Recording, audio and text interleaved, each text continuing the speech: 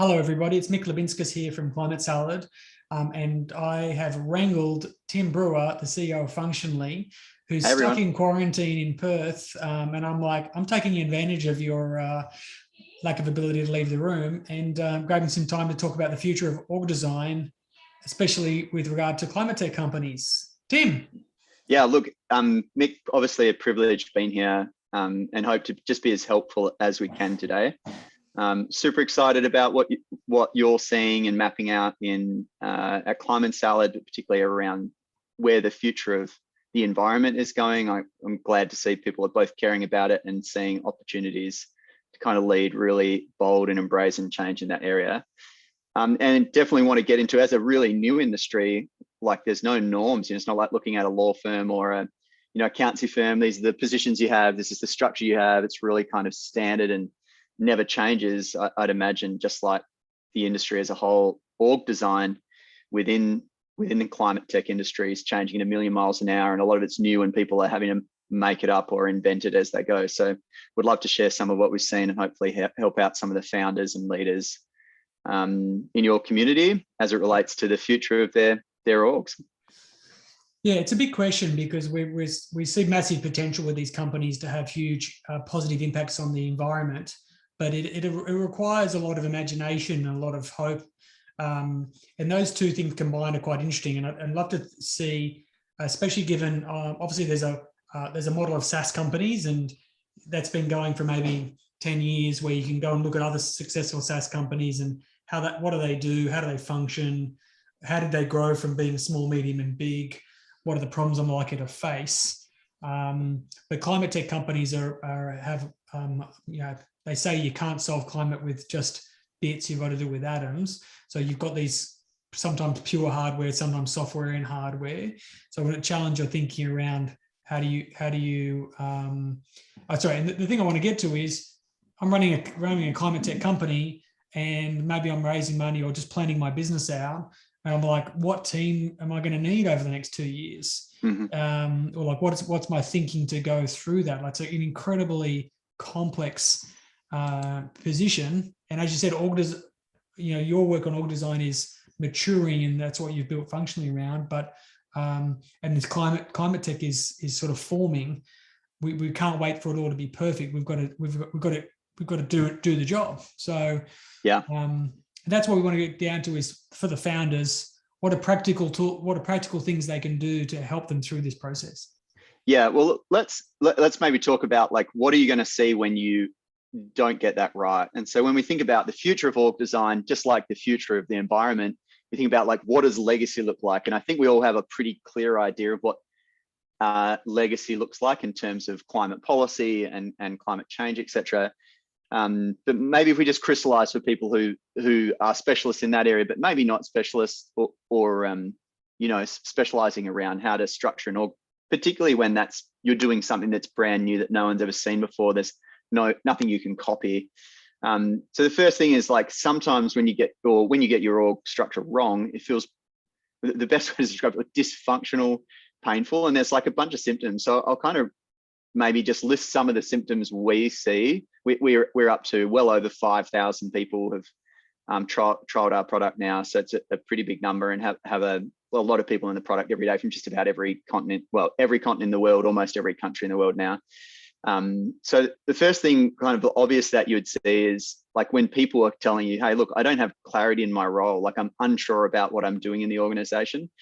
Is it definitely something we see? And it kind of escalates the worse the situation gets and can become really dysfunctional. But sometimes what we see is, like, where two executives in a team or two team leaders are overlapping in accountability, and you'll see, like, this intense conflict. And as the leader, you'll be sitting down trying to talk it through. Really, that may be coming from where they're both kind of see a competing nature in their role, because they're actually somehow, intentional or otherwise, they've been tasked with the same job, so they're in conflict of resources or whatever.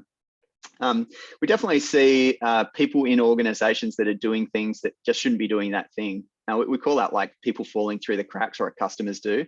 They're like, oh yeah, I found this person and they're still doing this thing that we asked them to do 6 months ago, but we don't need it done anymore, but they're still doing it because it was just kind of obscured from view. And we're seeing a lot more of that, which is very bad for the individual, can have pretty catastrophic effects for their job, honestly, and their career if it's handled badly, because people are remote. So the old method of management, which is like the legacy, to walk around desks and go, oh, is Mick busy today? You know, what's he doing? You're like, oh, he seemed like he was typing really furiously. Clearly, he must be creating value for our company. That was the old way of doing it. It was definitely the legacy. The new way is to really understand collaboratively what people are working on. I'm going to stitch that back into kind of how I think climate tech as an industry can get the most from thinking proactively about org design. But, you know, if you're reactive about your org design, you'll have people running your office like, oh my goodness, stuff's blowing up. I need like 5 new hires. And you typically very reactive in the way you hire or approve FTEs, often in an unplanned ad hoc way. At worst, I mean, we've seen Zenefits as a classic example, grew like crazy. I mean, they went off a round of layoffs because they grew a little reactively of like 500 people. And we were privileged to actually interview the guy that led that terrible task of working out how to downsize the organization by probably 2/3. Which is super hard. And we see that happen quite often where people go on a hiring spree and actually lose track of what they're doing. And so that reactive approach to hiring is normally pretty bad as well. The other thing we see is like gaps in responsibilities. So, you know, as the CEO or an executive team leader, you're sitting in the leadership team meeting asking, hey, like, who's doing this thing? And everyone's kind of nodding and sure that someone is assigned accountability for something. But often they're not. And we just see there's these huge gaps in an organization. We're like, yeah, that gets done. And they're like, who does that? And they're like, then you'll find that someone that just left the organization was responsible for it, that the hiring manager just crossed their fingers and told HR and hoped for the best. And they didn't really document that they were doing it. And so it got lost in the transition. So all these things lead to particularly in venture back, like torching of capital. It leads to like some really painful, unattractive and unhelpful kind of outcomes for an organization in any industry, but particularly for industries that are moving really quick and are doing things that are new. And so part of the excitement I had coming to talk to you is like going back to first principles and talking about how to kind of overcome that. So we definitely want to go from, you know, the net conversations, we want to go from reactive org design, we want to get into proactive org design. We want to go from the legacy approach that big project-based restructures and think about how do I consistently keep my organization in the right shape with the right resources in the right place at the right time. And what that really comes back to is kind of you as the leader or you as the leadership team understanding what needs to be done in your organization, how much of that stuff, which starts with understanding what accountabilities and responsibilities need to be done across the org. We call that a functional chart. And in kind of the simplest form, in fact, we have that built into our product, but I'm happy to share with you a PDF of that today, Mick, of like what other industries have done with that. But it's really sitting down and saying, if you abstracted or put all of our job descriptions in a blender and abstracted that back to a chart of things that company needs to do or functions that a company needs to deliver on, what are those functions? Typical ones you'd expect are like, we hire people, you have to have people and culture. We have finance, you've got to have finance. But in a climate tech company, you may have things like manufacture or distribution, or you might have a community that you're building. And they're all functions. You might have physicists, chemists, biologists. Yeah, you're right. You might have a R&D team that's not software. You might have them, you know, looking at chemical compositions. Like totally right.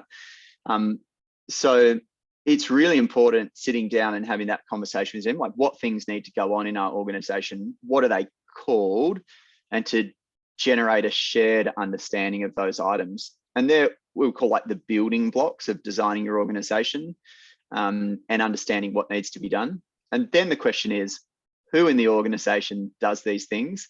And what we normally find, even just indicatively going through that exercise in a boardroom with sticky notes, is that you'll have some people that are doing carry a line share of accountability, and some people that are like, well, I do this one thing, a very specific role.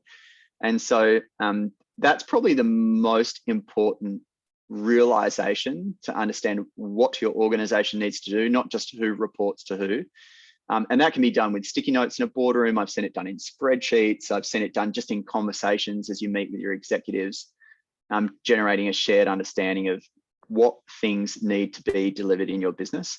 And that obviously gives you the ability to say, are these things being delivered? Are people doing things that aren't on this list? And what situations do we have where two or more people have all kind of trying to do the same thing and ending up in conflict or inefficiency? So yeah. That's probably the most practical thing I can think of to help people out, is thinking about the world in atoms, which is something you mentioned the whole industry kind of talks about. So you've been learning and experimenting a lot with the business. Org design with people. So obviously, how do you do agile org design? Like, you can't be like, Mick, today I want you to, now you're a finance person and these are your functions. Well, I guess you kind of are experimenting anyway in terms of leadership. It's always, but it's harder to be like, I'm going to run 5 experiments with my engineering team and find out what the right function is. Like, how do you, is there a pressure around perfectionism? Because you also don't want to be going to the team every day and saying, no. So now, look, really, really good question. So the first takeaway is you've got to think about your organization in these discrete units of what do we need to achieve as an organization. Some people call those capabilities. Some people call those like, your strategic capabilities. We call them functions, call them whatever you want. I don't think it really matters, just as long as you're having a conversation internally about those items. The second thing is people are in positions on the field in your team. Legacy organizations are like, oh, hey, Mick, we're going to hire you. You'll be doing this job till the day you retire. Like, the world isn't like that anymore. And so what has happened is a lot of the architecture of old HR thinking is around this kind of legacy thinking, where we think about the world a lot more. Hey, you've got a position on our team. It's part of, we think about our world at least as an elite organization, or it's an elite sporting team. But when you go out and play on the field, and I know you play soccer, I mean, sometimes you find yourself where you're going to have to cover down in defense. Sometimes you play midfield and then a gap opens up and you run down and strike for goal. And so you play different roles on the field. And so when we think about org design, we talk very distinctly differently, both from a psychological point of view and a experimenting point of view, with this is your position and you have a position title and you get paid for that position. But these are the roles you might be doing today. And you might be doing, for me as a CEO in a small with 18 people in our company, I'm doing 5 roles at the moment. I was doing 7 roles last quarter, and 3 of those roles changed out because we made some hires. And so we think very discreetly about like, what roles are you doing versus which in time, if you're 100, 300, 500 person company, those roles might be all distinct. The second thing it does, I don't know if your listeners have discovered this, but you'd be sitting with an executive and clearly they're doing too much. They've just kind of carry a lot of knowledge and need to be across that. And you say, hey, look, you're going to have to give up some of your responsibilities, some of your accountabilities. And they're like, whoa, like, it's very threatening. It's a threat to the job. Sometimes that generally is true. Yeah. But if you sit down and say, hey, look, I remember very distinctly this conversation with a COO in Silicon Valley. This is exactly the case. Really nice guy. Struggled with probably a 6-month conversation. So we'd spent a lot of energy on this at the leadership team. And eventually went, hey, I think you do 5 different roles. And I like listed them out. And this is what those roles involve. One day there'll be individual people in your company. Which one do you want to do most? Like, what are you most excited about? It's like, I want to do that one. And after all this time talking, no action, I called that particular leader, great leader, 2 weeks later. And he's like, oh, I've already handed off like 3 of the roles to other people in the company. I'm only doing these last 2 and we're going to hire someone in this last one so I can do the stuff I actually add the most value. And so just from a psychological perspective, if you can think about the world in positions and roles are a bit more dynamic, move between people, and are those kind of units of measure, those atoms that you have in your organization to move about and create different compounds, teams, departments. We think that's a much healthier way of thinking. And then having someone in a position on the team been pretty distinctly different from that. Yeah, it's got to be one of the hardest parts of all of this, right? Which is even, as you said, what do we need to be doing? What are we doing? And then how do we go and put that into play? Doing it for today. And then tomorrow is different. And especially like you might be capital raising So you've got your forecasts, and you've got your total addressable market, all the things you want to be doing, and you've got to try to imagine what team do I need a year from now and 2 years from now. Also, like there's kind of the planning ahead, and then there's the constant change. So how do you help entrepreneurs think about the team as it goes forward? So what you were talking about there is a little bit of like changing as things change, but how do I use that thinking to think forward? Yeah.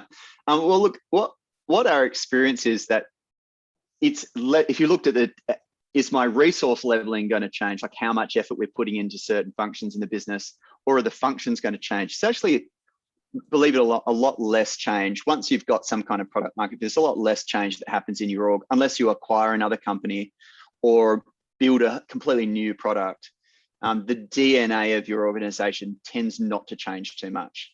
What does change is how much energy is required to deliver consistent, successful, competitive outcomes in market, or superior is the better way of saying it. So superior value to your customers.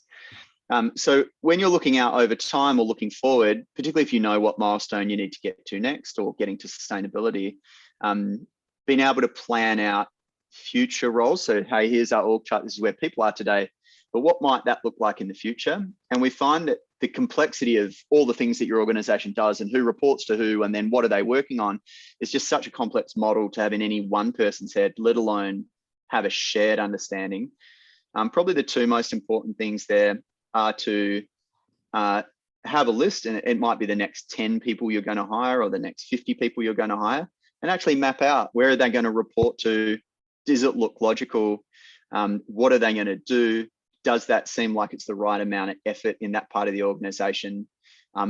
Bring in other executives in your team, talk that through with them, and get on the same page, and develop a bit of a kind of hiring plan or a workforce plan that may move around. Like you might hire someone and go, actually, they've got slightly different skills, but it allows you to kind of plan to the future. And I think from an investor perspective, they're not looking for perfect. Org charts, organization design is not about perfection, Mick.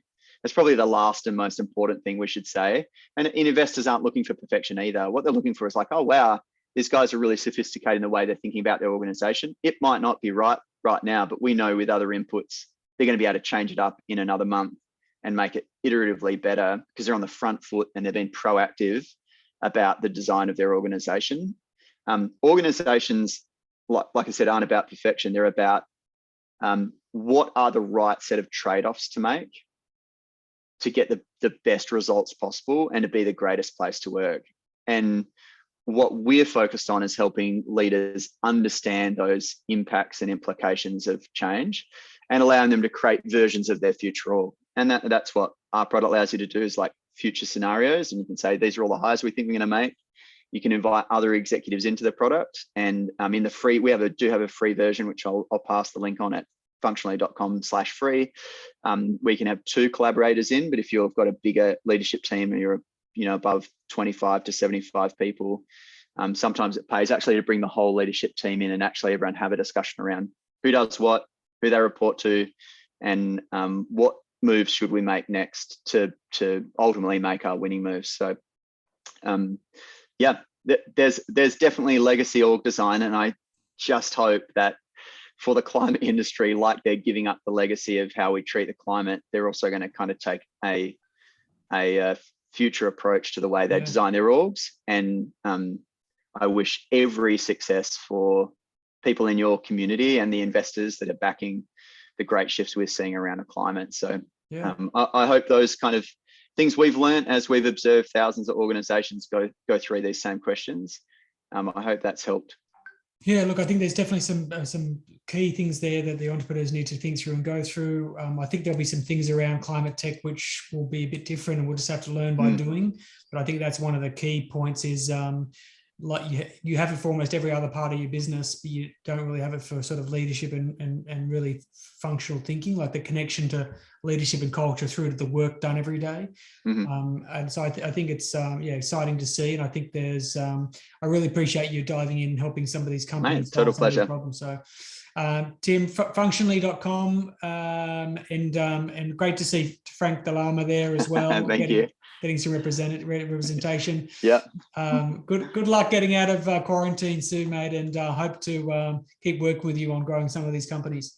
Yeah, thank you, and excited for Climate Salad. And if anyone wants to reach out, I'm in the Climate Salad community, big backer of the shift we're seeing around that. So people can reach out to me direct in Slack if they've ever got any questions or just want to bounce some ideas off me. Excellent, mate. Thanks, Tim. All I right. appreciate it, mate.